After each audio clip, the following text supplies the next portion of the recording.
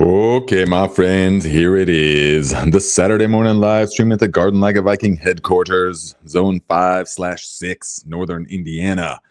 We got a special guest today. We got Nick Sorg, the worm farming expert, vermiculturalist. Well, that's I think the appropriate term for it.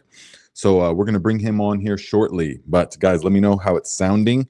You're probably hearing some clipping in the microphone and stuff, but that's just, I got to use this microphone while I have a guest. That's just the way it's got to go.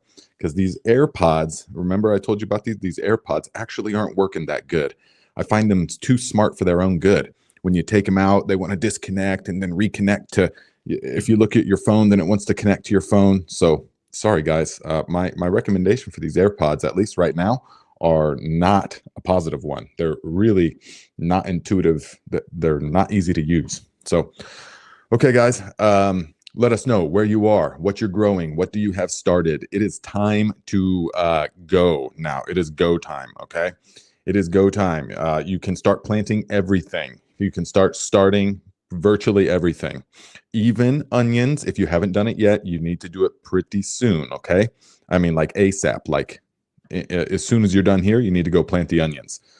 So we're going to have Nick on here for a little bit, probably like an hour or so. We'll see how it goes. We'll see how it goes. I think it's going to be pretty awesome because he's like us. I mean, he loves the biology. He loves to kind of nerd out on some of this stuff. So we'll get deep into certain aspects. But towards the end, I do want to still talk to you guys a little bit about something. Remember, I wasn't going to trim these onions, and I didn't trim them. And look, okay, so they just kind of get a little bit unruly, but they're still standing tall. They have not fallen over. They're just getting thicker. They're just getting better. So even in years past, these would have fallen over. Okay. So they're just getting a little bit insane now, but they're going to go into the ground next week. Okay. They're going into the ground next week. So you don't have to trim your onions, apparently, but you really got to be on top of your growing game. You know, I'm using the Mars Hydro 3000 lights. So most people are not going to have those lights. Okay. But then I want to show you some other stuff. Okay. So let's see who's here. Okay. I want to see you guys. And then we're about to bring Nick on here in a minute. Yeah. Ooh, I like that. It's go time. Yes. Hello, Cookie Monkey. Yes. Good to see you here. Jerry Bates. Hi, all out at the ranch with new calves. It's everything all at once in the spring. Yes, it is go time. No doubt about that. Freebird, like to see you here. Yes, good to see you, my friend. Pam from South Africa. Yes, glad you're here. Big Wheel Dog in the soil. Guys, Big Wheel Dog also has a channel. Check that out. Pepper Gardener, what's up, my friend? Donald Hughes, yes. Fantastic. Says Nate loves to build the anticipation before he arrives, like a musician at a concert. He's pumping himself up backstage. Deep breaths, tea slurps, and beard combing. And that is comically accurate. Except, I mean, I don't know about pumping up, but that's pretty accurate, actually. That's pretty good. How do you know? So, all right, guys, let's make sure that we give Nick a warm Viking welcome with lots of questions and engagement. And so this is your opportunity, okay, to ask him whatever you want to ask him about worm farming. So let us bring on Nick here. 1 second. Whoops. Add to stage. Okay, and okay. What's up, my friend? Can you hear us? Yeah, I can hear you now. Great. All right, nice. So welcome to the channel. This is your first live stream with us. So yeah, thanks for having me. Appreciate it. Absolutely. Yeah, my pleasure. Thanks for agreeing. So we're basically just going to have a good conversation. We're going to take questions from the viewers. We're going to see where it goes. You know, there's no like set rigid plan or anything like that. So you can dive deep into whatever topics you are into. We will see what kind of questions people have. I know Freebird says, I need to know everything. I'm excited to learn. All right. So there's a lot about it. You got to ask questions then. You got a lot of questions here. Narrow it down just a little bit. Okay. But all right, guys. So Nick, basically just introduce yourself. So my audience has never seen you. I've talked about you several times. They've seen your video. They've seen you in the worm farming video that we did. But just explain what you are, what your mission is. Yeah, yeah. I'm Nick Sorg, co-founder of Back to Earth Works, and we used to be called Back to Earth Vermicastings. So if you've seen the bags of worm castings that Nate has that say vermicastings on it, Back to Earth Vermicastings, that's still us. So um, yeah, we started out 6 years ago. Um, my business partner at the time, well, he's still business partner, but he owned Subways and Hardee's here in the Fort Wayne area, and he had all this food waste, and he was sending it to the landfill. He was like, "Well, I hear people feed this stuff to worms, and then they sell worms as fishing bait." And this is back when I was at Purdue, and I was studying fisheries and aquatic sciences. So I was studying ecology, and he was like, maybe we could start a business with this. Like, we can grow worms and then sell worms, and the food is free for them. And I was like, wow, I don't know, maybe we'll see. Let me get closer to graduation. We'll find out. I'll do some research. And it just kept popping up. Worm castings, amazing for the soil, amazing for plants. If you want to grow organically, worm castings, worm castings. So I couldn't even really find any good research on like selling worms, but worm poop, oh my gosh, there's so much great stuff out there. So we're like, yeah, let's go down that route. So that was kind of the start of falling into the rabbit hole that is soil and soil health was worm castings for us. And now we have evolved into, instead of just producing worm castings, a more holistic approach to providing people with products that help them grow more nutrient dense food and restore soil health. And then all of the benefits that soil health brings to community, to the planet, to the nation. Like, yeah, so we've just fallen into that and been adding more products and developing different products. We just launched potting mixes this year with a partner company that does cocoa coir. There's some row crop ag products that are really good, pulverized biochar. I think there's actually a fair few of you that have bought our kit from last year, and I'd love to hear some feedback on it from you of how it worked. But yeah, some products in there that are just excellent for increasing the populations of soil microbes in the soil, and then biostimulants. So we're just kind of, we've grown beyond just doing the worms and the worm farm, and it's been a hell of a ride, and it's been fun. Nice. Okay. So then a couple things come to mind. So you said that the research kept leading you back to worm castings and things. So what is it about worm castings that is so magical? Yeah, it's the really the density and diversity of microbes that are in it, compared to a lot of just compost, run-of-the-mill compost. The worm castings have, at least from what I've seen, research-wise, have been the most biologically diverse, like the highest biodiversity of microorganisms of any amendment that people have really found. Yeah. So it's, I mean, it's the microbiome of the worm when they're ingesting this food. They're taking these small bits, they're ingesting it, they're grinding it, they're inoculating it through their gut, and then they're pooping it out the backside. And when they ingest it and break it up, they create so much extra surface area on that material that you can have a much higher density of microbes on this little aggregate, this tiny little soil aggregate that is the worm casting. And yeah, the diversity of the species of bacteria, and I would imagine there's be fungi that would be in there too, but I mean, specifically bacteria is very, very high diversity of species. And the worm carries this in their digestive tract, and so it sort of inoculates the food supply. What role do the microorganisms play? Why does the worm harbor these microorganisms? You know, why they harbor it, I would imagine, I don't have a perfect scientific answer for this, but I mean, nature co-evolves with everything. You know, plants are farming microbes, and that's actually what the worms are consuming, is the microbiology on the material that they're ingesting. They're not really pulling nutrients from that material. They're ingesting and eating, and pulling their energy from the microbiology that is around and on it. That's why you get the food waste, or you get some pre-compost or freshly finished compost. It's very high in biology, and the worms love it. It's because they're eating that. Uh-oh. You froze up. Let's see here. Okay, well, we will when he comes back, we will check out some of these questions from you guys. Okay, so let us see here. I hope he realizes that he's frozen up. But Simplify Gardening, what's up, Tony? What's up, my friend? I haven't watched your new potato video yet. I just saw it right before this, but I'm definitely going to check it out. Why? I think it's titled something like "Why Not to Grow Potatoes in the Ground."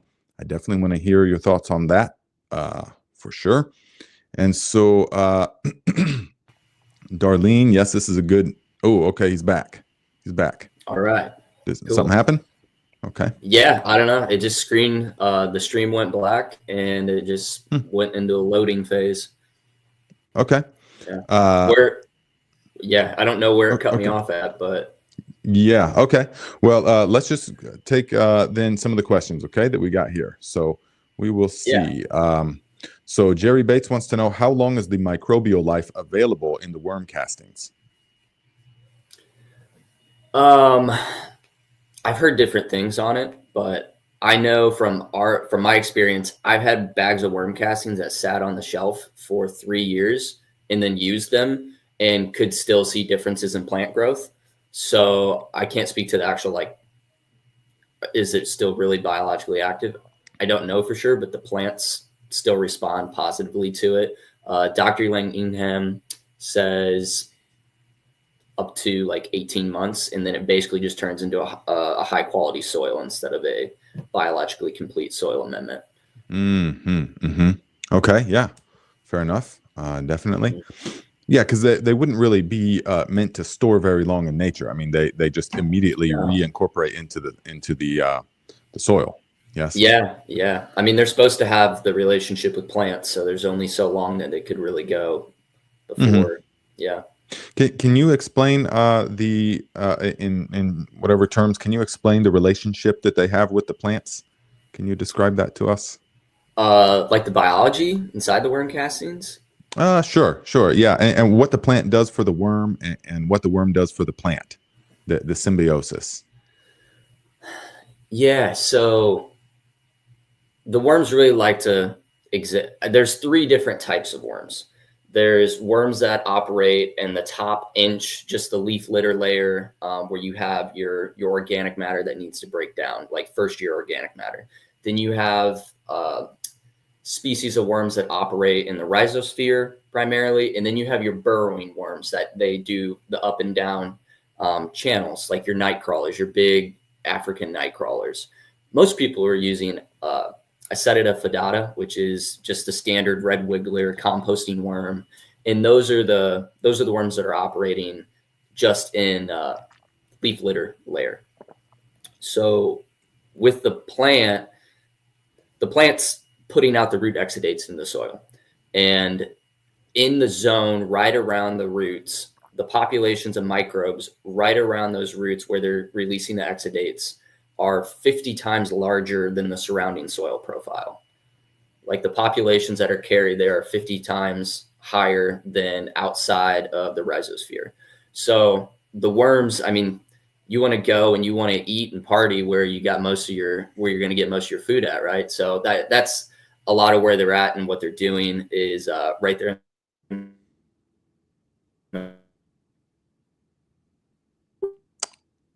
Oh, it's too bad. Oh, you're breaking up again. It's too bad. Well, we'll just carry on. Yes, it is. You're breaking up there. That's too bad.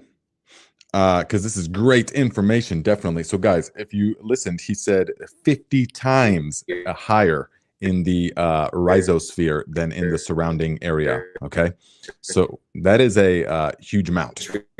Sorry about this. I'm gonna have to mute him for a moment. That's too bad, because he's just like right down the road. Actually, I should have had him here in person. I don't know. Okay, so here we go. Let's see. I'm gonna unmute him. Okay, are you back? Yeah. I'm sorry. I don't know why it's so unstable. It was fine. It was fine for the first 30 minutes, but I saw a question about what zone. Where I'm in the same zone as Nate. Are my buildings like what? What do you think? 40 minutes from you? Yeah. 40 minutes north. So it's a little slightly cooler, maybe. Yeah. And so, but he doesn't do it outside. So watch the video, definitely. Watch the video, and that was Freebird. Yeah, says, what zone are you in? So can you then explain to us a little bit about the, let's see here. Can you comment on this? It says, Nick, back to earthworks, not microbes. Earthworms are the heroes of soil for colloidal suspension of nutrients, fully encapsulated like nutrient package that is stable and readily available. What is your response? Worm castings are very high in nutrients. I don't understand the not microbes thing. They go hand in hand. They run in tandem. So, but they are very. It is a very. They are very high in nutrients typically. Mm-hmm, mm-hmm. So Yeah. most people think now. A lot of people are thinking that when you talk about worm castings, you're talking about earthworm castings, but that's not necessarily the case. Is that right? I use it interchangeably. Earthworm castings, worm castings, potatoes, to me with that. But aren't earthworms like night crawlers, like the real big ones? And those aren't the ones that we farm. Is it? What type of worms do you typically use? And are there some that are better than others for this purpose? Yeah, there's from a farming standpoint, the Acetida fidata, which is like your red wiggler or your composting worm, fishing worm. Those are the easiest things to use if you're going to start your own vermiculture bin, without a doubt. That's what we use, and I'm sure we have multiple other species inside of our worm bins because our food source starts outside.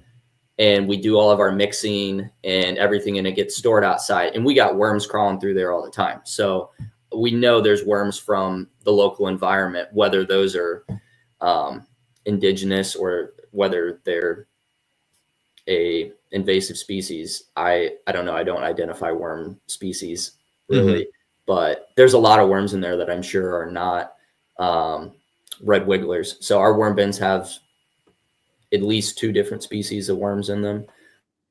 Going back, what are you asking? Earthworms versus like the composting worms?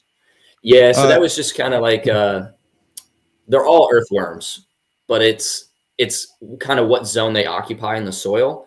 So the Acetida fidata, the ones that we use, they are epigetic is the scientific term for them, where they're occupying the leaf litter zone. And then what people typically think of when they think of earthworms are the ones that are making burrows and they just come out when it rains and they're real long, like the night crawlers. And those are ancidic, I think is how you say it, ancidic, and they burrow and they grab organic material at the surface and they pull it down deeper into the root zone or deeper down into the soil. Yeah. And wonderful. And so, okay, so that makes sense. Actually answered the question or not, but sure, yeah, they're all earthworms to me in mind.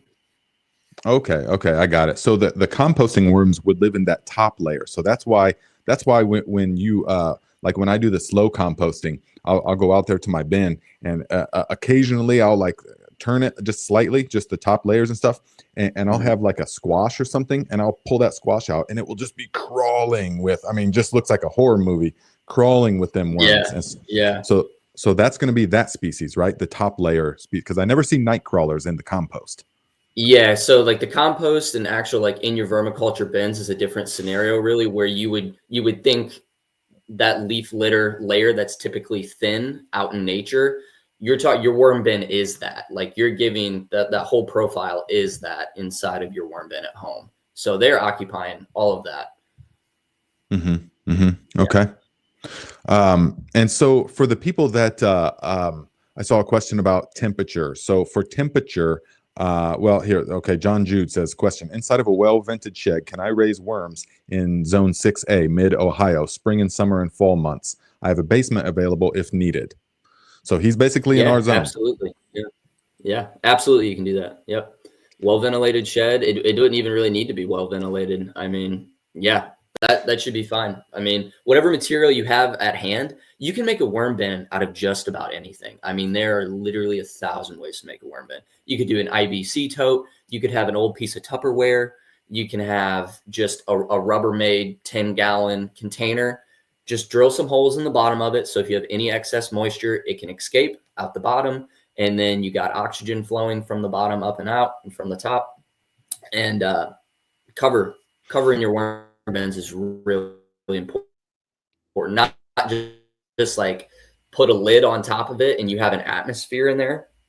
Because if you leave that atmosphere, there's going to be gnats, fruit flies, all sorts of stuff that is going to utilize that atmosphere in that habitat. So like bubble wrap works excellent. Cardboard is a favorite thing for people, that they'll put a layer of cardboard on the surface of whatever they fed. And yeah, you're just denying that atmosphere and that habitat for the things that typically turn people off to a worm bin. Mm-hmm. Mm-hmm.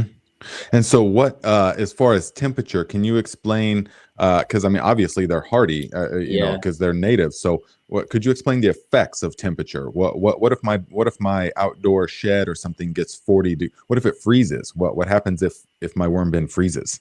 They're in trouble then, aren't they? Yeah, you're in trouble if your worm bin freezes. The cocoons, so the worms, when they reproduce, they're hermaphrodites, they got male, female parts. They lay cocoons in the soil or in your worm bins.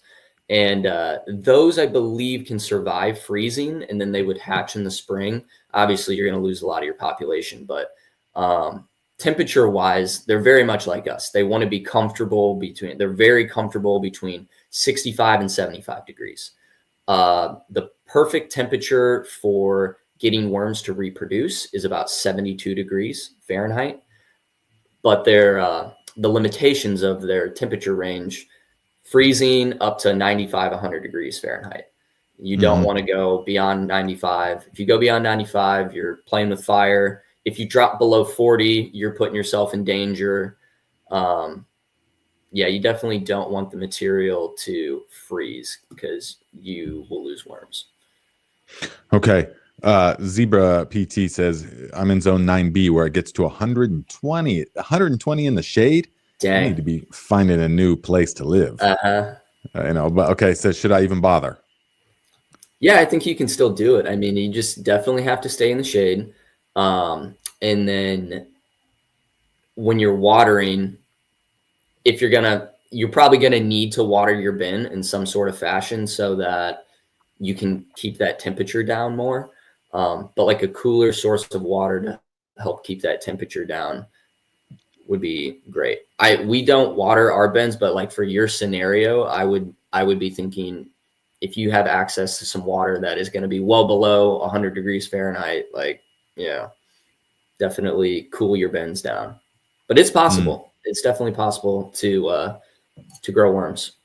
Yeah, and maybe even the first thing that popped into my mind was maybe even build, if you're serious about it, maybe even dig an area and then you know have some kind of cut. So have the tote or whatever recessed into the earth a little bit, and then have it covered so air can flow. I mean, there's ways, I'm sure, that you could keep that from being 120. So then guys are asking what I'm drinking. This is Rejuvelac. These are sprouted white winter wheat berries, and they've been fermenting for about 2.5 days now. So it's a nice tangy, just full of lactic acid bacteria. I mean, it's just bursting. Look, the bubbles and everything. This is just water and the sprouted wheat berries. Super good, tangy, real delicious. So what is the lactic acid bacteria health benefit wise? What does that do? We have all kinds of benefits for that, like physically, you know, the same things it sort of does to the soil. Helps with nutrient cycling, helps with bolstering immune system, helps with all sorts of things. It's so wild to think that like we can kind of just treat ourselves like the soil now. I mean, we got 10 trillion microbial cells in us. We got, for every one human cell, we got 9 or 10 microbial cells. We're walking ecosystems now. We got more biodiversity in our belly button than the rainforest. Like, it's crazy. It's crazy to think about now. Oh, dude, you're speaking our language for sure. I literally say that all the time. I say, guys, you are literally more microorganism cell than human tissue cells. Yeah. Literally. And so when we talk about myself, we're really talking about this symbiotic, this community that we're hauling around everywhere we go. That produces things, serotonin and all kinds of stuff for us. It's just crazy. Yeah. It's pretty amazing when you view it like that. So, okay. Now I want to know, when you talked about moisture, one thing that I noticed when I came to your farm, so guys, every one of you, make sure you watch that video I put out last year about the worm farm tour, and you will see his operation.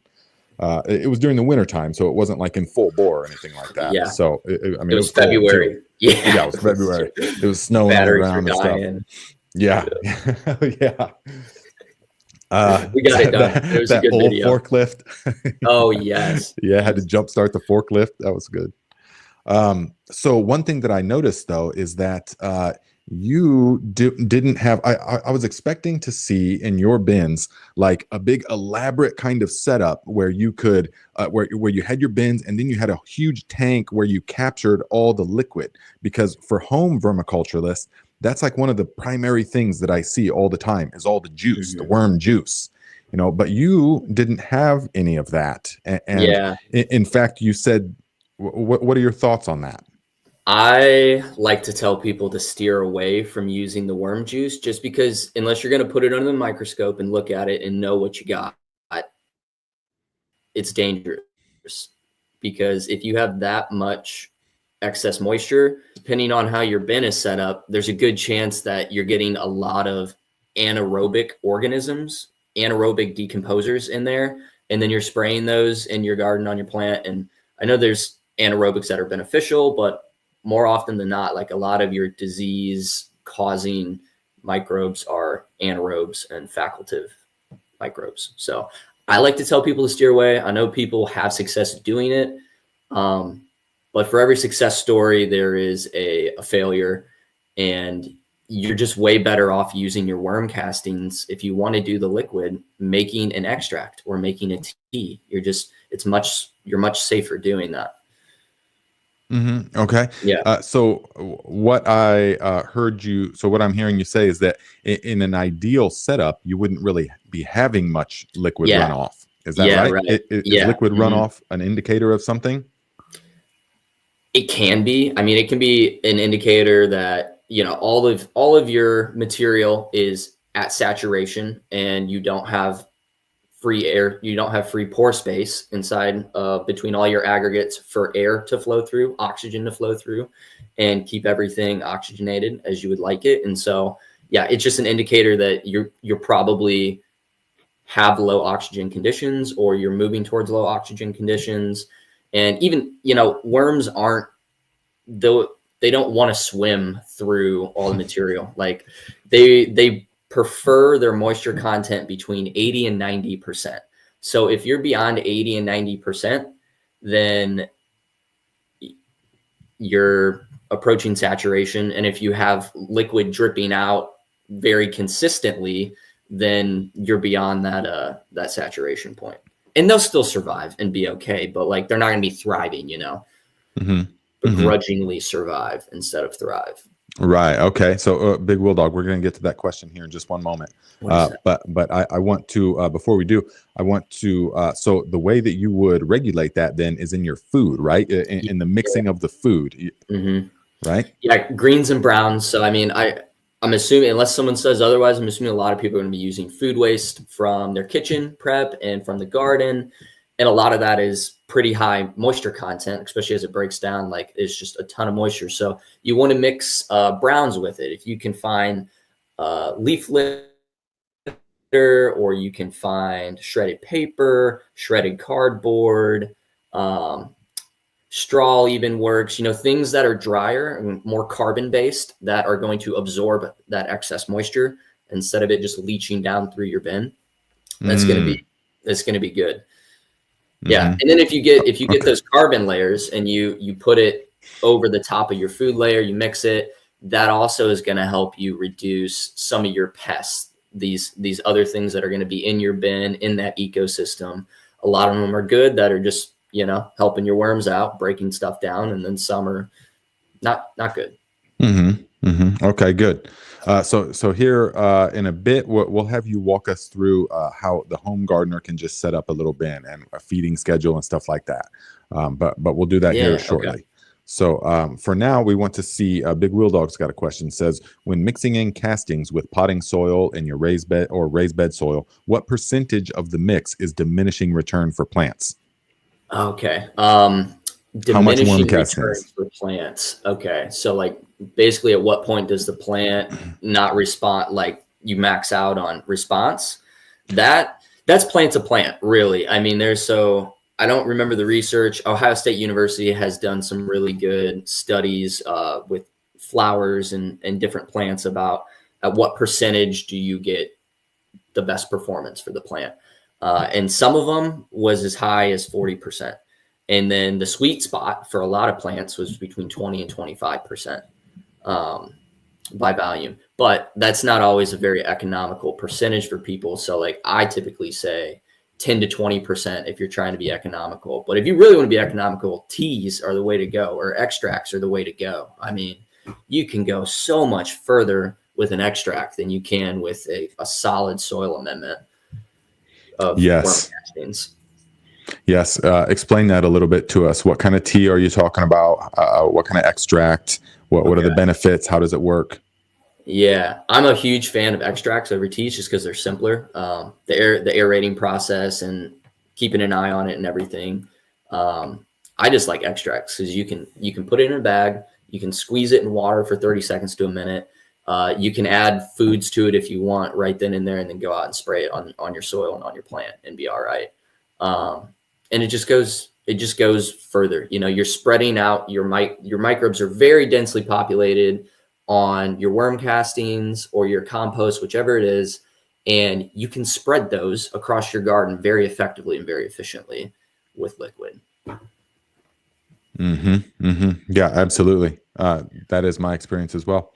And I promote aerated compost teas all the time. I mean, that's pretty much the foundation of my whole setup. You got some badass recipes. Like I'm Definitely. getting into gardening.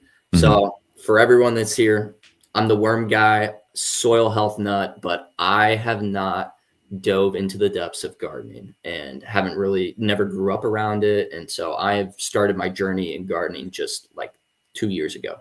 So very novice in gardening, and Nate's my first resource. Nice. Stuff. Yep. You go right to the source. Yeah, for sure. So then you have a sort of, at least last time I talked to you have like a sort of business with the applying like a lawn care, right? A lawn care business. Yeah. Can you explain that endeavor, the philosophy, the process behind that? Basically applying teas and extracts out to the landscape. We were focusing on this business where we were just applying to lawns, but we've started to move away from lawns, and we're more focused on, we're doing work for the city of Fort Wayne now, primarily, spraying mediums and trees and new construction, and then providing them with amendments when they're doing new planting projects. So we have a big applicator, 500-gallon tank with a diaphragm pump on it and a couple of hoses, and we just roll down the road and we spray medians, and we put other things in the extracts, like the soil sanctuary, pulverized biochar. It's got humic acid in it, so it's really great for salt remediation. Bunch of additional surface area on that biochar for microbes to grow. And really, in all these really crappy soils around the road, they don't have enough carbon. You got to have carbon in the soil. It's fuel for everything else to work. Carbon in the soil. It is the money of the economy in the soil. And yeah, obviously biochar is packed. It's carbon. So yeah, we just put all, fish hydrolysate, we do our extracts, do this soil sanctuary, green guardian, a couple other new products that we found, and they're all just tank compatible, and you can go out and spray and amend the soil and help those plants. So yeah, we just made a business out of going out and doing liquid amendments for people spraying. Nice. There. Yeah, definitely. And when I was touring your facility, I saw the applicator, and that was a pretty amazing piece of equipment. I mean, it looked like a high pressure or like a high volume. It sort of had like at those car wash, sprayer kind of had that kind of thing. So how far does that apply? So are you like spraying? So you're going around the Fort Wayne and spraying aerated or spraying teas and extracts on trees and mediums and stuff. And so what does that look like? I mean, how far does that thing shoot? And is it Yes, mist? it depends on what PSI you put it at. So we're trying to run low PSI so we're not murdering all of our biology on the way out.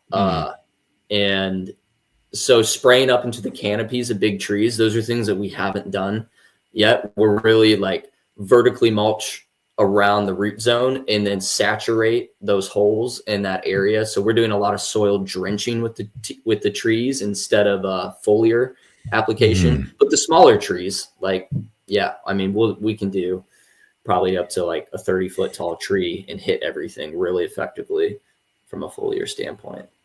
Nice. Yeah.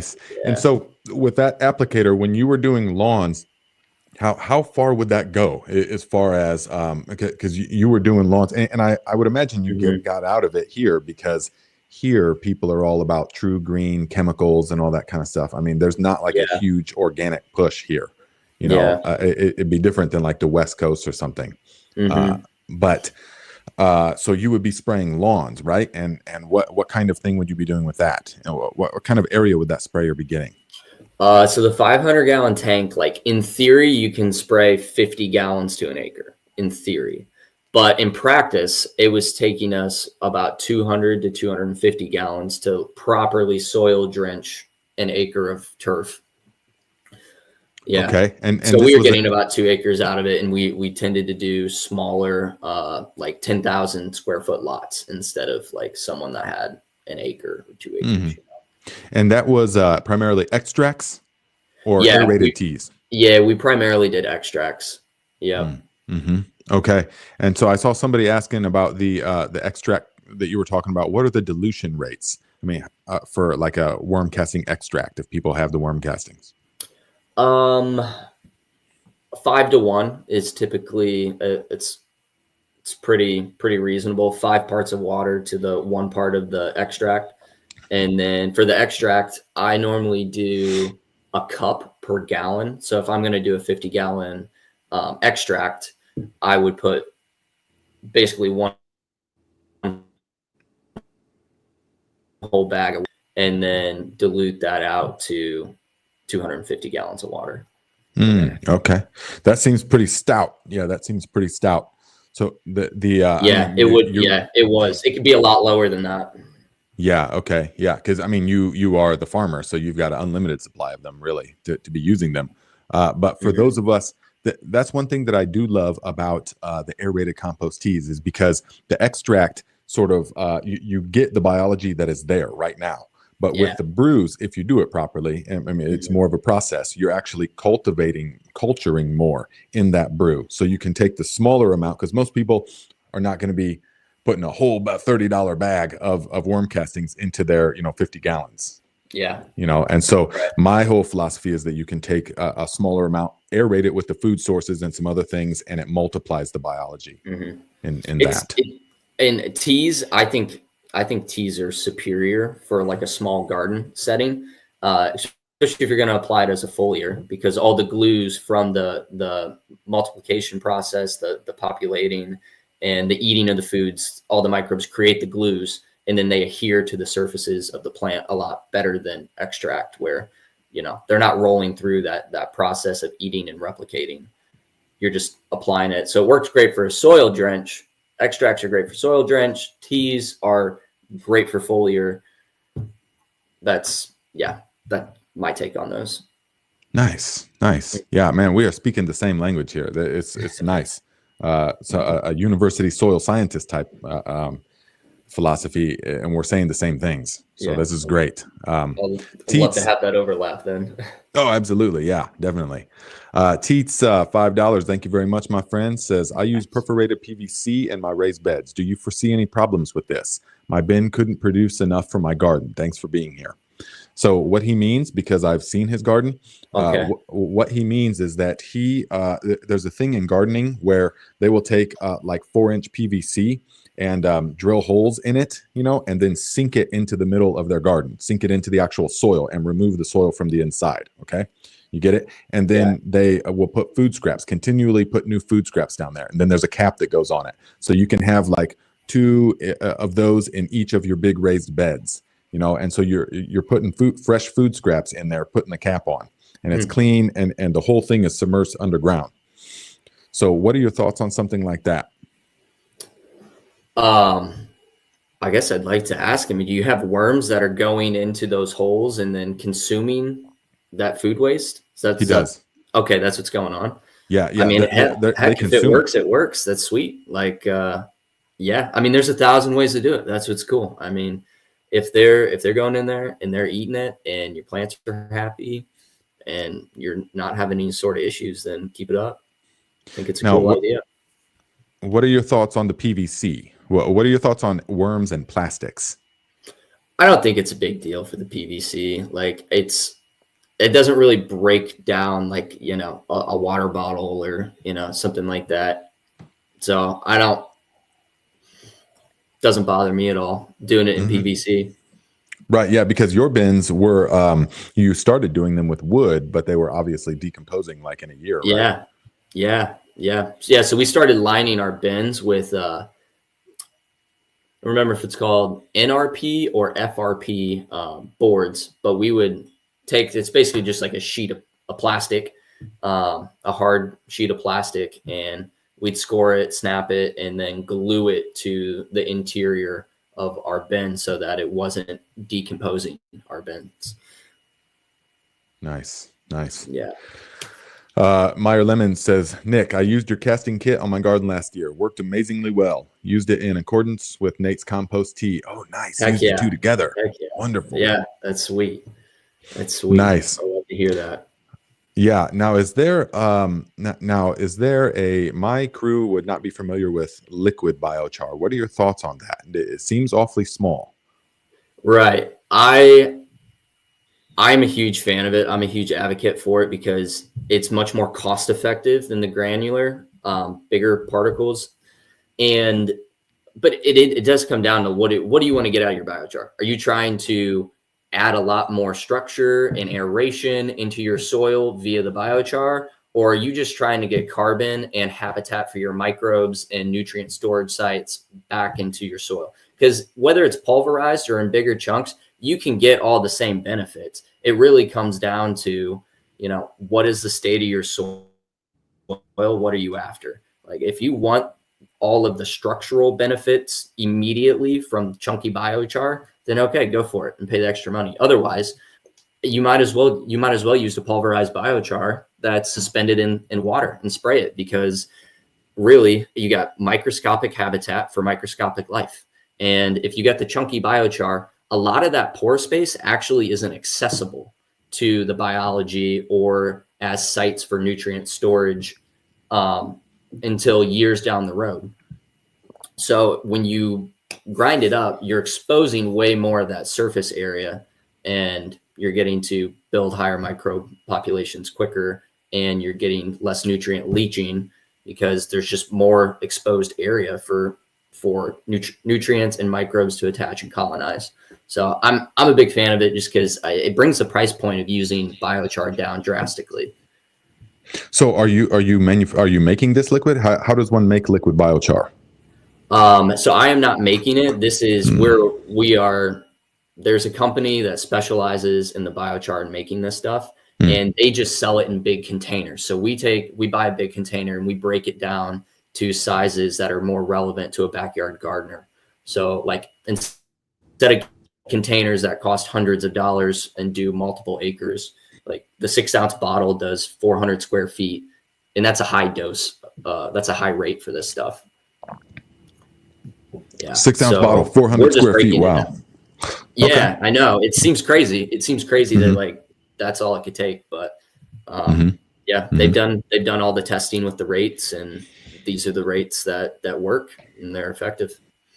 Nice. Okay. Graham, our friend from Ireland, says, what type of extracts do you use? This is fascinating. So what are some of the extracts you use? So we have our own worm casting. We focus in on promoting the fungal populations inside of our worm castings.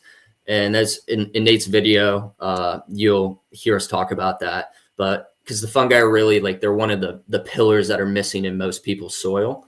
And so we like to focus in on that, but then we purchase a worm casting from a different company that they use a different feedstock. So their different feedstock has a different set of microorganisms associated with it. So increasing the diversity of your biology is like, that is the fundamental thing for me. That's what I think about with this. Give the plant 10,000 tools and it'll pick out the ones that it wants to use and the ones it doesn't. And so that's my philosophy behind this. So my worm casting, this other company's worm casting, and then depending on the mix, we'll use a compost that's locally sourced.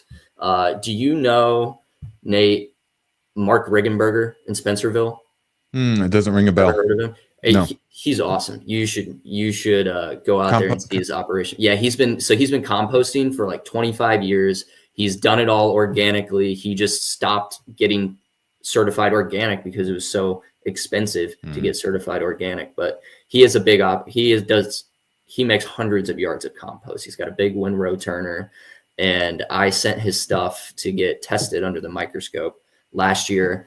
And it was great. It was very high quality compost. It had protozoa, nematodes, a healthy population of fungi, a healthy population of bacteria. Like it was high quality stuff. So I like to mix that in for like our teas and extracts blend. I like to mix these three things together because you got the thermophilic side with the compost and the set of microorganisms that do the thermophilic decomposition. And then you have your mesophilic from the worm castings from the vermiculture process. And so you can get these different communities together and just boost your diversity of biology. Nice. Man, that is exactly, again, we are speaking the same language. This is why my aerated compost tea recipes, I am all about using some compost, homemade compost, but also the handful of the local leaf mold biology and also a handful of the worm castings. Getting the maximum diversity of biology is just what it's all about. Yeah. We're started to do a mix specific for the city. We just call it Native Aid. And so we're going to like Channel Lake State Park, Pokagon, and going to these really healthy sections of forest and grabbing that stuff and then like spraying it into when we're doing mix.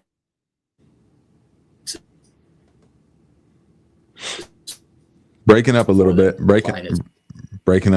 but man, that sounds awesome. Going out there, getting still there. Okay, yep, we can hear you. Okay. Well, it's only you that's going somewhere. But Cool. the using that local biology sounds awesome. It's called Local Aid is the project. We call it Native Aid. Native Aid. Yeah. And we don't have it listed online or anything. We're just selling it here locally in our area. Super cool. Yeah. I like it. Graham, did that answer your question though? Like the extracts? I'm sure. Yeah. Okay. Well, but a lot of my viewers would go deeper into like FPJ, fermented plant juice. And like, I don't know if you've heard of Korean natural farming and stuff like that. I've heard you talk about it, but I still don't know very much about it. Okay, cool. I mean, that's actually refreshing because it's a totally different perspective on things. Okay. Than the people that are all about IMO collections and stuff like that. But we're all speaking the same language. That's what's just fantastic. It's all about the biology, the diversity of biology, creating a home for the biology. My very last video was about the things that biology needs, the food, water, air, and shelter. And we're so long as you understand that process, then you're well equipped to be farming microbes. Well, I think your ingredient list for your the bucket of fertilizer that you've put together, the granular, I think that ingredient list is sweet. Nice. Everything that's in there. Yeah. Yeah. Oh, thanks. Definitely. Yeah. And that reminds me, guys, next Saturday, will be the website reveal. So the fertilizer will be available. The buckets will be available, 40-pound buckets. I don't have smaller sizes at this time, but the website and the logo, I'm going to change the logo here in the corner of this thing. I'm going to, and you guys will see on the website, it'll be gardenlikeaviking.com. It will all be operational by Saturday. And so we will do a sort of reveal in that. And well, it looks like Nick finally popped out, but we will do a reveal. And so I'm not exactly sure how we'll do it, but it'll be operational by then. And so you can just go there and you can use PayPal, Venmo, Cash App, or credit card, whatever, and get the fertilizer. Plenty of buckets, so don't worry. For now, I mean, plenty of buckets for now. And also, guys, right after this, well, I don't know about right after, but I'm going to be on the Urban Gardener podcast. And so I will be going there. I think it starts at 2:30 or 3. Jay Dixon is probably in the crowd. So she will be able to tell us exactly when my portion of the Urban Gardener podcast would start. Because, guys, make sure that we go over there and show support. Okay. So, yes, Heather Fox says, can't wait for the granular. Yes, guys. We just had our buddy come by. I just had my bearded friend, one of the viewers, come by and get 5 buckets. He says, I'm a prepper, so I stocked up. I said, that makes sense. Okay, so back to the amazingly interesting conversation we have going on. Yeah, I was just reading through all the comments in here. Yeah. Oh, me too. Yeah. So Big Will Dog says, question for Nick. Have you compared normal compost feeding versus leaf mold? How about powdered eggshells versus sand? Don't know if I understand the powdered eggshells versus sand question. As far as like grit. feeding them to work. Oh, for the grit aspect? Do you feed specifically for grit? No, I don't. Just because so we have the horse manure, aged horse manure, wood chips, and leaf mold, and that's primarily what we mix. And then we do some liquid stuff in there. But there gets little bits of gravel and all this other stuff that ends up on the mixing pad and getting mixed into it. So I don't worry about adding any additional grit type stuff. Normal compost feeding versus leaf mold. So we have fed them compost, just like finished compost, and it's fine. I just, when I was doing the worm farm, it was really about like, okay, well, let's divert some materials from the landfill, and the compost was already accomplishing that. So we were like, let's do it with other stuff for ourselves. Yeah, the leaf mold versus the compost feeding though. The leaf mold can get tricky because if you've all seen leaves get packed together and then they're like little pancakes of leaves, and it's really hard for air to get through there. And so if you get too big and thick of a layer of that, and then a lot of water, you can struggle to get good oxygen flow through your worm bins. So we always just mix it. We always just mix everything. I haven't done straight leaf mold as a feeding before. Yes, guys, make sure that you watch that video. I mean, we really go in depth and we show you the whole operation. I mean, I'm surprised that video didn't take off, but it really, it's packed full of good, useful information. So, let's see. Okay. So for the person at home, all right. So let's say I am a home gardener and this all sounds amazing to me. I want to start raising worms tomorrow. Okay. Do it. What's the easy way? What's the easy setup? Like how often do I have to feed them? How do I make the bin? What's just the easy way to do it? Yeah. The easy way, go in your attic, go in your shed, go in your garage, and find some sort of container that you can drill some holes in, or some random pieces of lumber, non-treated lumber, slap them together, drill some holes, and then go outside, get your leaf litter, get some, what's another easy thing to access? Let me see here. Shredded paper, that's a great one. You can just even start with compost. Like if you got a decent source of compost, compost makes for a good bedding. Coco coir, it's a little bit more on the expensive side, but you could buy a $20 brick of coir and that'll get you 12, 13 gallons of bedding right away. So there's kind of 2 ways to break this down. There's bedding and then there's food. And the bedding is the things that are going to be higher in carbon. And these are things that, like, if conditions are weird, the worms can retreat down into the bedding. If your bin's outside and it's getting really cold at night still, like, they can retreat down into the bedding and that should be warmer and hold them over until the next day, go back up. But yeah, so like dry leaves, aged compost, shredded cardboard, shredded paper, aged horse manure. The red wigglers love horse manure, especially. You want to make sure it's aged though, because those horses can have dewormer. medications, and then you can find yourself in trouble. Wood chips are also great, but like you just got to make sure your wood chips are aged. They're not fresh because they can have antimicrobial compounds in those wood chips still. And then those also, the worms don't really like those. So you just got to be kind of careful with those things. But yeah, just find some solid materials like those, 6 inches of bedding, and then you do 2 to 3 inches, no more than 3 inches of a feed layer. And then you can kind of mix that into your bedding a little bit, and then put a thin layer of bedding over the top again to help lock in the moisture. Food wise though, the only thing you really got to worry about staying away from is things that are very high in citrus. Like you can put citrus in your worm bins, but it's like you get a cut on your finger and you squeeze a lemon into it and it stings. That's, the worms have very sensitive skin. They breathe through their skin. They don't want citrus on their skin because it burns them. So be light on things like lemons and limes. But all the other hot peppers, don't put hot peppers or jalapenos in there really, unless you're diluting that stuff with a lot of other, your banana peels, your apple cores. What about onions? I think onions are fine. They've eaten onions. Some things just take longer to break down than others. So if you put an onion in there, the worms aren't really going to get to it for quite a few days until they can like actually start to use their mouth parts on it, compared to, if you put a banana in there and you put a onion in there, they're going to tear through that banana first because it's easier to eat. And so there is the citrus. So because I get that, I hear that question a lot. So for the citrus, is that actually, is it killing them, or it irritates them and they don't like to eat it, or will they just not eat it, or what's the deal? I don't know if it'll actually kill them.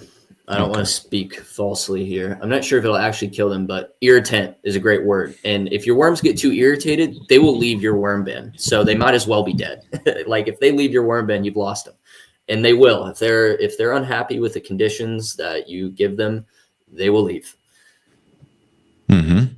Okay. Yeah. And so how often are you feeding? Oh, okay. A couple of things. One is when I visited your worm farm and everyone watched that video, I saw these huge totes of what looked like soil. And I was like, how do you separate the soil from the worm castings? And then you were like, there is no soil. That's all worm castings. Yeah. So you are not really removing. So you're just keep adding more material and letting it all just turn into worm castings. Is that right? Yep. You can keep adding and keep layering, and eventually your bin will fill, and then you just harvest it. And at home, people get very concerned with trying to sift out their worm castings. I would recommend don't sift out your worm castings at home, because you're tearing apart those fungal networks that are being built in there. And especially if you're tea, extract, whatever, like it's not a big deal to sift it. Don't go through all the hassle of sifting it. Obviously you want to remove your worms, but to do that, you just need to let your worms go hungry for a couple of days, let them eat through what remains. And then in the corner of your bin, put a little pile of food in the corner of your bin, and 80-90% of your worms will go and start eating that. And then you just take that big scoop from material right around there, and you just start your new worm bin, and you take what's left and you use that in your garden or your extracts or your teas. And then you don't have to worry about sifting everything. Okay, so in the home bin that we're talking about, the tote or whatever, you're just adding stuff, so you never really fully sift it, or I mean, you never fully empty the bin. So you've got a little bit of bedding, you got some food material, they digest that, and then every week, or you feed them more, or at home, like you just want to keep pace with your worms. Figure out, if they're eating through it, you should keep putting it on there. You just don't want to put too much on there that things start to rot. You want the worms to do the work of breaking down what you're putting in there. So if you put too much in there, they can't get to it all quick enough that other organisms that you might not want get in there and start doing work, or it just starts to rot because it's too thick of a layer. Like, those are the things you want to avoid. So you just gotta watch it. You'll know if your worms create basically a pool table effect across your bin, then they're hungry, they're ready to eat. Like they've processed everything, it's flat, like they're ready to eat. Yeah, that's exactly what I noticed. When I looked at your beds, it looked as if somebody had raked out just soft, fluffy, beautiful garden soil, just rich, black and perfect moisture, perfect aggregation. I mean, a handful of it breaks apart real easy. It's just beautiful. Yeah. I see real quick on here, pine needles may be good for worms or not. Yes, they're fine, but like you just don't want to feed too many of them because they have a lot of those acidic compounds in them. So don't feed them straight pine needles, but you can mix your pine needles into your food and your bedding in a reasonable amount. Like I wouldn't go any higher than probably 20% pine needles for whatever you're doing in there. The tar is not a problem, the pine sap and stuff. Yeah, see, that's where I'm like, I don't know. That's why I wouldn't go higher than 20%. If you're going to use the pine needles, use them sparingly. Don't focus in on using them hard. Yeah. Nice. Okay. Yeah. Serena has a question that I'm not sure if you have experience with or not. Asian jumping worms. Yeah. Do you have experience? No, I don't. What is the best way to kill them without killing the beneficial insects or microbes? Yeah. Sorry, Serena. I have no idea.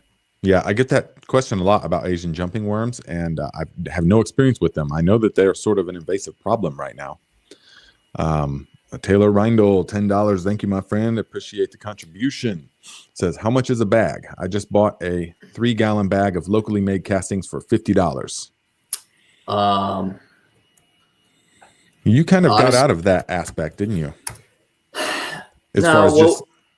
Yeah, yes and no. So we still sell the worm castings just straight up, but it's just kind of like what do people want? Because we do this teas and extract blend. So I was just popping on the website to actually see the pricing.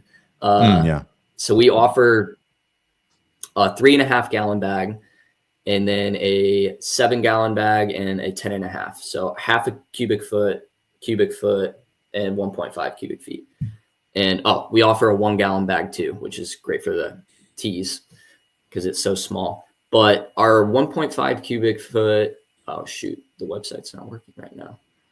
I think it's listed. The castings are listed for like, I think it's like $27 or something.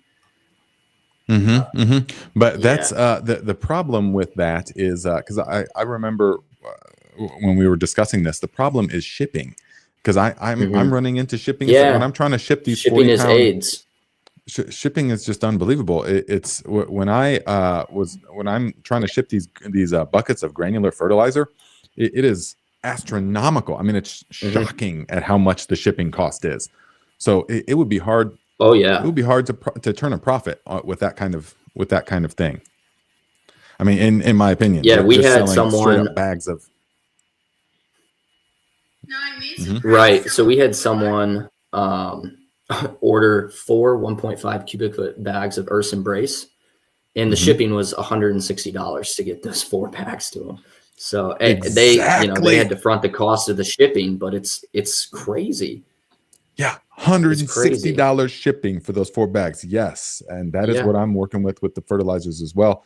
And so that's why I can't believe when I go onto Amazon, I look at Uncle Jim's worm castings, you get a 30-pound bag for and it's free delivery. It's just I can't believe just I don't know where. I mean, obviously they're cutting, that cost is coming from somewhere. Yeah, I don't know. Something. It's something. Well, I think for Uncle Jim's case, they originally got into all this selling worms, and then the worm castings became a secondary thing. So maybe that's part of it. Yeah, I'm sorry, Taylor, about asking you or answering your question. I can't tell you how much my own product actually costs. So if people want to find out more about you, where can they find out? What's your website? What's your social media? You guys, we have a nice website, backtoearthworks.com, and then we have a TikTok and an Instagram. It would be awesome if you guys could pop over and give us a follow. It's just Back to Earthworks, at Back to Earthworks. There we go. Back to Earthworks. Yep. So we post a lot of stuff, just things happening at the worm farm, soil health facts, things like that. Yep. And we have a TikTok shop set up where if you were going to buy stuff, honestly, well, using Nate's code, he's got Garden Like a Viking, 25% off through the website. And then, TikTok shop, we're set up on there too. We offer everything in 1 gallon bags so that you can test it. And then it's easier on the shipping cost. And then we're really trying to go more into like the pulverized biochar, the biostimulant, Green Guardian, Soil Sanctuary, fish hydrolysate. Because like using liquids, Nate just talked about with how expensive shipping is. You know, we can get these into your hands for a 400 square foot garden and have 8 applications worth, $2 an application of Green Guardian. And it's tiny, it's easy to ship, it's easy to handle. It smells awful, but the worse it smells, typically the better it is for the soil. So we're trying to help people grow more nutrient dense food and restore soil, and we want to focus more on those liquid sides, because like what you've been saying, teas and extracts, very economical. We can get those inputs to people at a more reasonable price. And definitely. Do you have experience using wool? No. Yeah, wool. Okay. Wool in your soil under worm mulch? No. Okay, good. Yeah. Obviously, Gina's got some wool because she's got a lamb, or you're right. Yeah, I saw that. Yeah, I saw that. Let's see. Okay, Brian Airy says, how long will the worms last before you have to replace them? How often are you replacing worms? Are you? I haven't been replacing worms. I think in the 6 years I bought worms again once, but that's because all of our worms left the worm bins because I was a bad worm farmer in a year or two. So what happened? The bins got too dry. They dried out and they were like, nope, we got to look for something else. And they all died on the floor. They all dried out and died on the floor. Oh, man. But it's a funny story. So there used to be this conference, Vermiculture conference, and one of the speakers runs a multi-million-dollar worm farm now. But when he started out, he bought, 100,000 worms, and they come in boxes. And he set these boxes in his bathroom. And that night they got hit by a huge thunderstorm. And, worms want to come out when it's raining. You get the change in barometric pressure, and they're like, all right, we're coming up to the soil surface. His bathroom was absolutely covered, like ceiling, walls, mirrors, everything, in worms. They all crawled out and coated his bathroom. Yeah, that's interesting. And for sure, they are sensing so many things that we're like, how could they tell it was raining? They're inside. Yeah. They figured out. Out how long will worms last before you have to replace them. Supposedly life cycle in a worm bin is 2 to 3 years, supposedly. But if you keep your conditions right, if you keep that 72 degrees Fahrenheit, you keep your moisture at 80%, you feed them things they like, and you don't overfeed or underfeed, they can double their population every 90 days. The red wigglers can double their population every 90 days.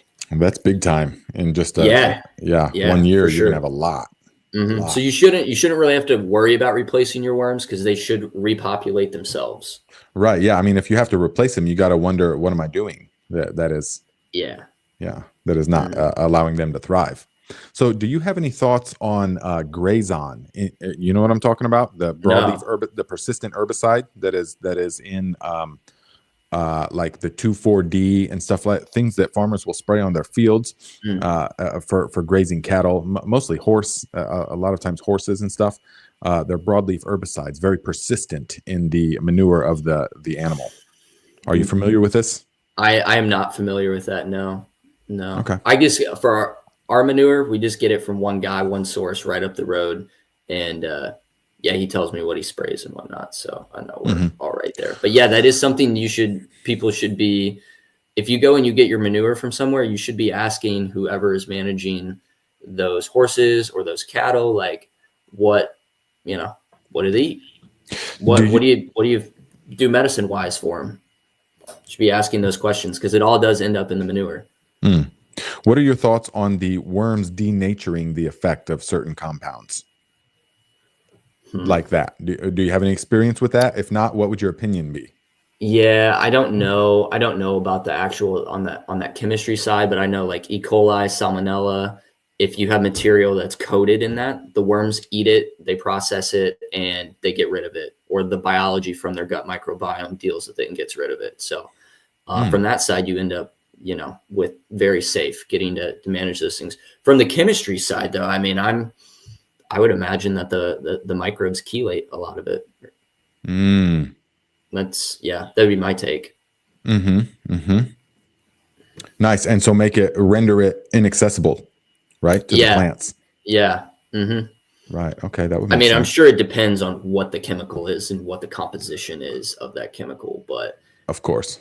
Yeah, but more often than not, like it just about seems like, nature's got an answer for everything. Like there's something that will chelate whatever it is. If you have a fully functioning soil food web rolling, it'll be all right.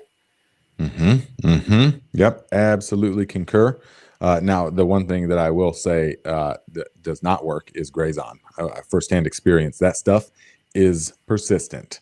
And so even in well-composted horse manure and stuff, even several years can go by and it's still, you'll plant your garden and you will notice the effects of this stuff. Really? Okay. Oh, yeah. Real terrible stuff. Sinister type stuff. I mean, it's unbelievable that it's even allowed. I know. I was really hoping that we were approaching the days of this type of stuff being rid of, because there's so many other ways to manage and do and solve the problems that they're attempting to solve. They're just, all they do is treat freaking symptoms and they don't cure anything, but there's so many cures now. It just, super frustrating. Yeah, they do. And then instead of looking at the systems that create these problems, like massive industrial ag farming and monocropping and, the industrial agriculture, huge acreage of certain, one crop, and one farmers is doing all of it with their heavy machinery. Instead of looking at the system that has created it, and saying, well, maybe we need to be rearranging things in the system. Instead, they're like, no, we'll just dump this toxic chemical to treat this symptom instead of treating the cause. Yeah, definitely. That's what can you speak? So we're almost done here. We got just a couple of minutes. So if you guys have any burning questions for Nick, let me know. Lisa says, can you speak of the value of purple non-sulfur bacteria in the worm's compost? Are you familiar with this? I am not. Sorry, Lisa. Yeah, I've never. Purple non-sulfur bacteria. Yeah. Yeah, I've never heard of that as well. Jay Dixon, thank you very much. Oh, I missed Meyer Lemons gave a $10 super chat. Let me see here. Missing question. Sure did. Oh, yeah. Nick. Okay, thank you, Meyer Lemons. Appreciate the contribution, says Nick. What about using the casting kit with bat guanos and seabird addendums? I'm not sure what seabird addendums are, but using the kit, stacking it with other things, it's awesome. Like the kit is part of the encompassing regenerative agriculture principles, soil health. If you use the kit and you combine that with your other practices, keep armor on the soil surface, living root in the ground, you can combine it with all sorts of amendments and it'll stack and work very nicely with it. Okay. Yeah, that stuff is good. Bat guano, that will be nice. It'll break it down quicker too. I mean, if you want to get it broken down faster, using the kit with your organic materials out in your garden will help speed up that decomposition process and the nutrient cycling. Okay. Yes. And so, okay, here, Shooting the Soil, who we're going to have on the channel as well with this type of interview. I think it's going to be, it's not for a while though. I think it's the 17th of May, perhaps. I'll have to check for sure, but he does a lot of microscopy under the microscope. He's got a channel that you might find very interesting. I'm going to have to check that out. He's got a cool thumbnail or profile picture there. Some sort of arthropod looking like it's going to munch on some fungi. Nice. Yeah. And so I think he's talking about the purple sulfur or whatever. He was giving you the technical name.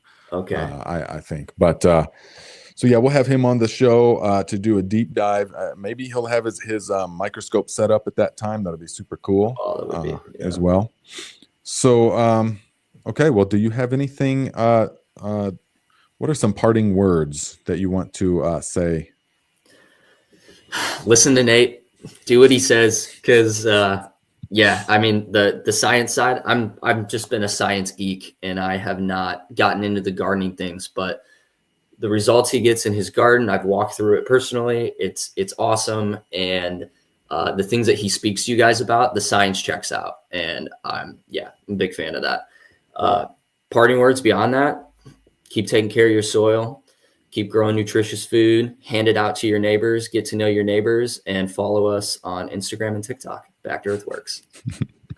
Nice. Nick, it has been an honor and a pleasure. I thank you so much for coming on.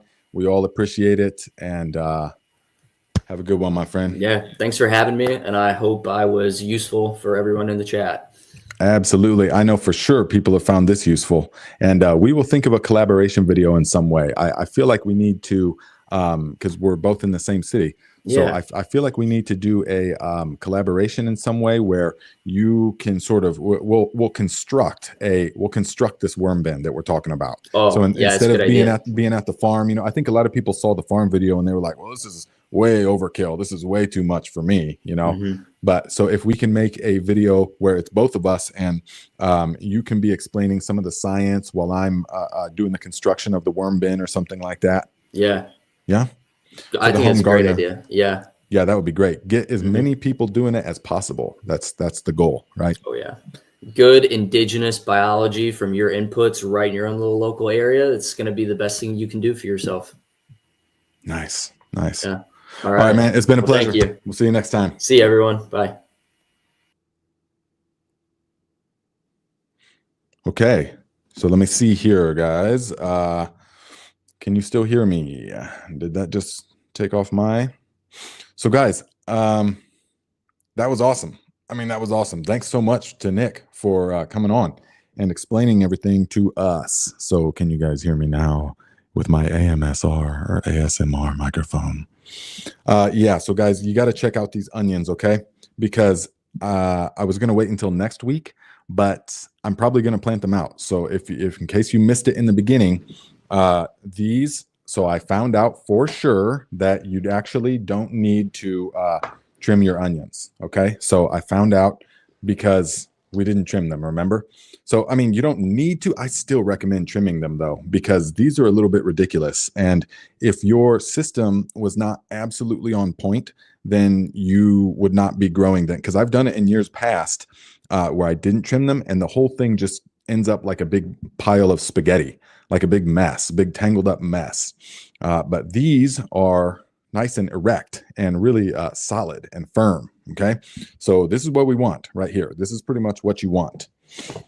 Now, another thing that we're doing here, and guys, remember next Saturday, we've got the website reveal. Okay. So the Viking granular will be available.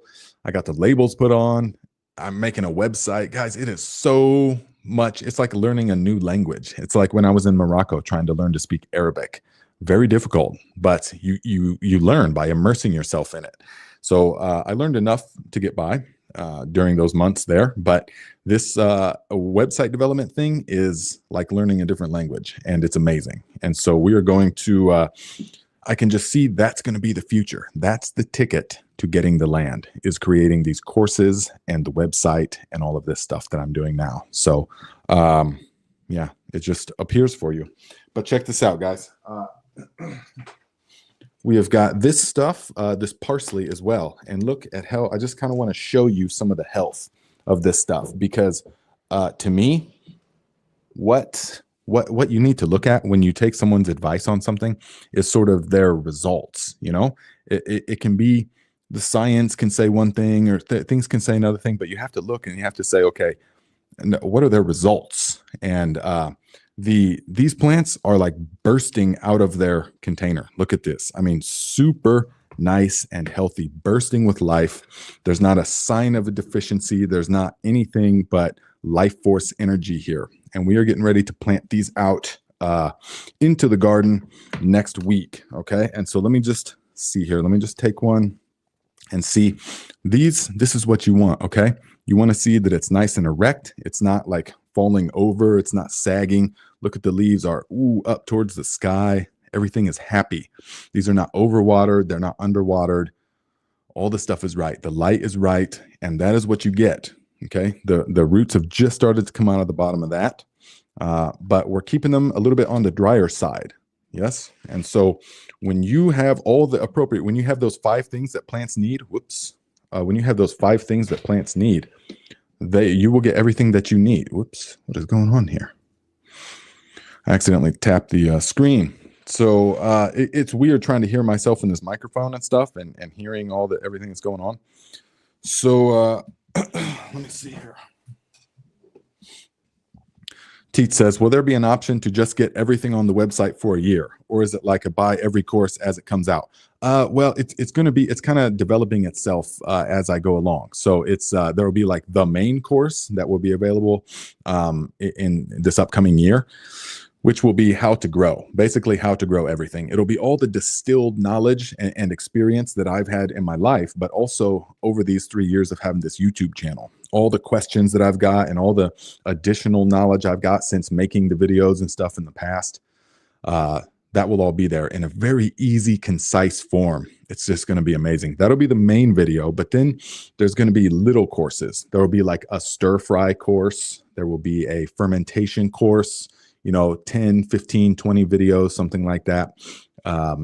And then there will be, as in the next couple of years, there will be actual grow courses, like for each crop. There will be like a sweet potato course, $30, and you have lifetime access to the sweet potato course, which is a series of like maybe 10 videos on this new method of producing these amazing, look at them sweet potatoes, guys. We still got 6 weeks before we can plant sweet potatoes out.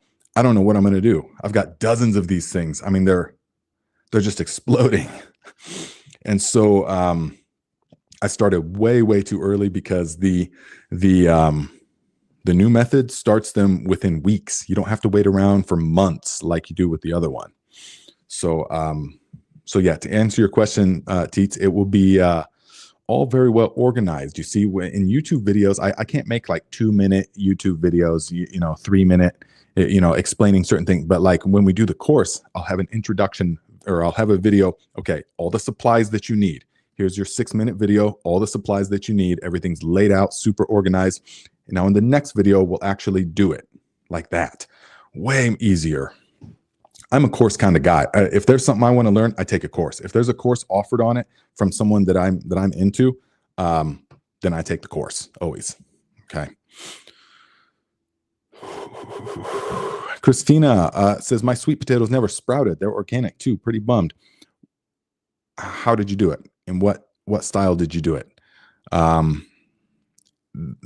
Yeah, you still got time. You actually still got plenty of time. If you do, put them on a heat mat. Okay, put them on a heat mat and crank that thing to 95 degrees. Okay, 95. Crank that thing up there, and they will sprout in just a couple of weeks. Start over. You got time. You got time. And look, we're doing cuttings of vines. You see, this is just a section of the vine. The vines would be like 5 feet long. And we just started these like 4 weeks ago or something. So we just cut that. You see, when you cut there, then from that node, you get a new sprout coming out. And this sprout down here comes out from that. So you get all kinds of new growth. Guys, make sure that you are there on the Urban Gardener podcast. Okay, so we are going to be over there in just like an hour from now, give or take, and so we will be doing something on the on the Urban Gardener channel. Yeah, it's possible. It's possible. Taylor, yes, thank you, my friend. Definitely, it's just going to be so much better, and I'm going to like it so much more because I'm a little bit tired of being just at the mercy of the algorithm here on this platform. There's no rhyme or reason. I've even got Tube Buddy, that tries to tell you exactly what titles and stuff. None of that makes any difference. None of that is making any difference at all. So it's just I'm over it. I'm ready to sort of just move on to other stuff. But so let's see here. Yes, Darlene. Yeah, that's what it's all about. So it's like you can say all that you want. You can be a gardening guru, say all kinds of stuff, but then you look outside and they just got some sickly little plants, or maybe you're trying to promote electroculture as a just a save all, and yet you live in an apartment in Arizona and you have a couple of pots on your balcony, a couple of sickly looking plants. So then you got to be like, well, that doesn't. Okay, I hear what you're saying, but it's not. The proof isn't there. So yes, that's why I like to show you guys stuff. So we got a lot riding on this garden out here this year. So we've got everything covered right now. I mean, not a lot riding on it because I know it's going to work. I know everything is going to be just fine. So the first thing that we're going to plant out into the garden is going to be our Ishikura green onions. Very, very cold hardy, very cold hardy. I've got green onions coming up right now. Super cold hardy. And then it will be the actual onions in about 2 weeks from now. Pretty much the first week of April, we'll be planting out the actual Rosa di Milanos and the Yellow of Parma. And then we will also be planting out next week at the same time as the green onions, the parsley and the arugula. Arugula is very cold hardy. Okay, so we'll be planting out this parsley. Delicious looking. Man, we juice this stuff all season long. We make juices so much. That's another course. There will be a Juice the Garden course, and I will show you my best experience with what juicers to get and why. And then I will show you my top 10, give or take, go-to juice recipes, why we are juicing all summer long. Guys, you want to get on the juice train, okay? It is like bathing your entire body in a multivitamin, nature's real natural multivitamin all summer long. Beets, celery, parsley, carrots, tomatoes, garlic sometimes. Yes, we make all kinds of stuff, okay? So let's see, is there anything else? There's a couple other... guys, check out the Viking Discord chat. Okay, we don't actually, I have not been on the Discord in some time. Okay, because I've been focusing on so many other things. I've been having to focus on it's this website. Man, I'm so stoked. It's just amazing. I'm working on this stuff, and then you see it come to fruition, and you're like, whoa, gardenlikeaviking.com. Yeah, it's pretty cool. So okay, let's see. Jay Dixon. Ooh, is it featuring Nate as a guest in just 29 minutes? Is that right? Oh, so it's just 30 minutes. Okay, so good. Get on to that after this. Okay, so go get your tea or your coffee or your Rejuvelac and join us there. All right, because I want to see where that conversation goes. We've been having great conversations yet. Taylor Reindl says, did your garlic pop up yet? My garlic is only 2 inches tall. Oh, yeah. Because if you watch the last video that I made, that's my garlic pretty much 5 days ago or a week ago. I show the deep mulch, and because we use 8 inches of straw, it keeps that soil almost frozen still. I mean, it keeps it very cool because it's so good at insulating. So my garlic, just the Turkish red, just started popping up. So all the garlic's about that tall. So this year here, I'm growing Turkish red and Leningrad, Asian Tempest, and then from Viking Uncle. He finally gave me some of his garlic that he's been hoarding for many years. And so we're growing some of that here, okay? So let's see, Meyer Lemon says, Nate, what variety of parsley is that? It is the giant, Italian giant. Yeah, it's going to get nice and big. These plants are going to be huge. And with parsley, you can just keep cutting. I mean, if you just cut like here, do you see how there is, once they get established, all right, you see here how there's like the new growth down here? The way I harvest parsley is I will just take the whole handful and cut there so that I don't touch that new stuff down there, but I'll get all these tops off and just whack, cut it there. I will cut that one there, and it will all grow, and it will become real bushy, real nice and bushy.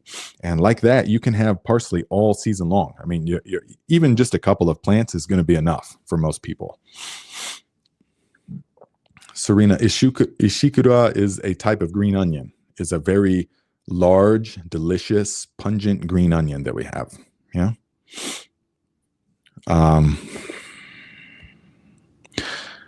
B. Hendricks says, do you have a Viking email address? Yes, gardenlikeaviking@gmail. Guys, if you want to do consultations or anything like that, we still have time slots available. I will make time for it.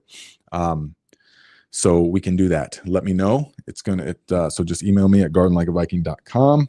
Even though I've got several other website names happening now, it's just a lot is happening lately. Okay. Natalie Dumont says, there's still snow over my garden. Whoa, really? Nice. Serena says, Nate, will parsley repel any garden pests? As far as repelling pests, I can't say for sure because I haven't actually used it in that way. What I can say for sure is that parsley is pretty much pest free. No, there's pretty much nothing messes with it. I mean, even the flea beetles were not messing with it. Nothing really messes with parsley. So perhaps it has. I haven't explored that yet. Perhaps I will. Well, I'm not going to this year either because I'm going to plant this all in its own location. So maybe you could experiment with that. What I can say for sure is that it doesn't really get hit by pests. So there's something in it that is very hardy. But I generally don't have a lot of pest problems here, though, just because of how hardy everything is. Yeah, or I mean, how well grown everything is. So let us see here. A few more. Oh yeah, Drew Black says I could use a juicer vid for sure. Yeah, I've had so many different kinds of juicers, and some of them are amazing. Some of them are a total waste of money, and so but some of them are good for certain things. Yeah, so we just got the $90 Ninja juicer from Costco. I've been using it Camille's been using it to juice wheatgrass for the past probably month, maybe even 2 months. So we have some things to say on that, though. We have some things to say on that. So, all right, guys. Okay. Jay, thank you. Says Garden Like a Viking. The show starts in 28 minutes. Your specific part will be in about 50 minutes. Okay, good. I thought I had a little more time than that. So, guys, we want to see you over there on the Urban Gardener podcast after this. Okay, make sure that we show some love over there and we ask some questions. Let's see where the conversation goes. And if you guys are shopping on Amazon, do so through the link in the description, the Viking storefront. Okay, just get to Amazon through the Viking storefront. Whatever you buy, it doesn't even matter if it's in my storefront. So long as that browser window is open, we get the credit for it. Bookmark that page. Okay, that's the easiest way to help the channel, to help the whole thing grow. That's the easiest way if you're already shopping on Amazon. Okay, and let me know if you have content ideas, what kind of stuff you guys want to see. You've seen a little bit of the garden, the new garden. What kind of things do you want to see? We are just now ordering the parts for the watering system. It took some brainstorming. I had to actually go a different route for the watering system than I was going to go in the first place. So we're going to get that stuff. I'm going to set it up a little bit earlier than I normally would because I have to make videos about it. So, but that's okay. So I will be doing that. Look out for that video. And if you guys have any other ideas, yeah, shooting the soil. Thank you. I know that you got your, got your business stuff going through that. So I appreciate that. Definitely. Yes. High School says, what do you think of hybrid tomato seeds? Hybrid tomato seeds can be perfectly fine. So long as you don't want to grow, from the seed. So because you don't, with hybrids, you typically, you will not get a pleasurable or beneficial thing the next year from that. So hybrids can be great if that's specifically what you want. I'm growing a hybrid. I think I told you guys last week, right? One of the sweetest pepper. My dad several years ago grew a pepper that was so unbelievably sweet and productive. I could not even believe it. I was like, what? And I saw this plant just covered in these yellow peppers, yellowish orange peppers that were like this big, crunch, super sweet and crunchy. So I finally just found some seeds for it. It is a hybrid. And the seeds just arrived like 2 days ago, and we've got them planted now. So you can still order them. I got them from Park Seeds, which apparently you can get them on Amazon as well. But the variety is called Just Sweet. Just Sweet. That's the variety name. And they're like an all-American such and such, award winner.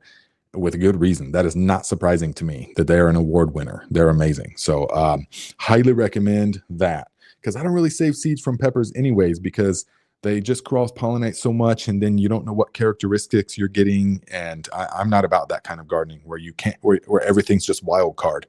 I like to know specifically what kind of flavor profile I'm getting, and what kind of growth habits and things like that. Okay, so we will let's see here. Alvin, I was just reading this. You say that juicing is like bathing your entire body in nature's real multivitamin, but is juicing how we do it natural? They say our teeth is what grinds and produces the juice, while these machines are what everyone uses today. How do we juice back in ancient times? I could think stone-type mill grinds for the juice, but I'm curious about your thoughts. Obviously we weren't juicing in ancient times. I mean, we were doing like grape juices and things like that. I'm sure that there are techniques to do certain types of juices to extract, through weights and things like that, from certain things, but it's not the same. So but to me, we are still utilizing the natural elements. So we are using this machine to extract it. Yes. And when I say, we also do blends in the Vitamix. Okay, the whole food juicing. I should be clear on that. We do both, and I use the Vitamix for whole food juicing every day, basically. The juice in particular is where you are removing the fiber, and so it enables a much higher concentration of the vitamins, minerals, and most importantly, the living enzymes that are in the substance. Now, we don't do any fruit really. We'll just do a green apple. That's what we use for sweetness. Everything else is veggies from the garden. And so I consider it to be very well balanced. I know based upon myself and utilizing my own body as its feedback mechanism that it produces amazing results with the life force energy and the way that you feel and the way that you look and the energy that you have is just fantastic. And so, but we don't like juice huge amounts every day. We do it during the summertime while things are in bloom, while it's harvest time. We will juice what's in season while it's in season, but then that's it. And so for a few months we're juicing pretty heavily vegetables, and that is what bathes our body in vitamins, minerals, and living enzymes. Yes, I could go very deep into it, but Brian, new grow tent's working out perfectly. It's awesome. I'm loving it. Absolutely. So let's see. Okay, Meyer Lemon says, Nate, the Crimson Korean seeds I sent you, so delicious and sweet. You should try them. I did. I have 2 plants that are going because I've got so many different varieties and stuff. So, but I did start 2 of those. So because I wanted to see, the packets. Those seed packets are not very descriptive. But I still just wanted to start it anyways because you sent them to me. So yes, we got 2 of those going. Yeah, along with the violet sparkles and the other ones or whatever it is. So thank you, my friend. And we will see you guys next time.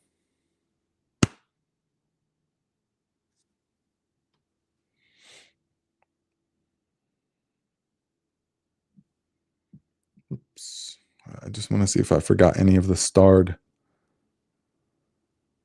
Okay, we're good. All right, my friends. We'll see you in about 40 minutes on the Urban Gardener podcast.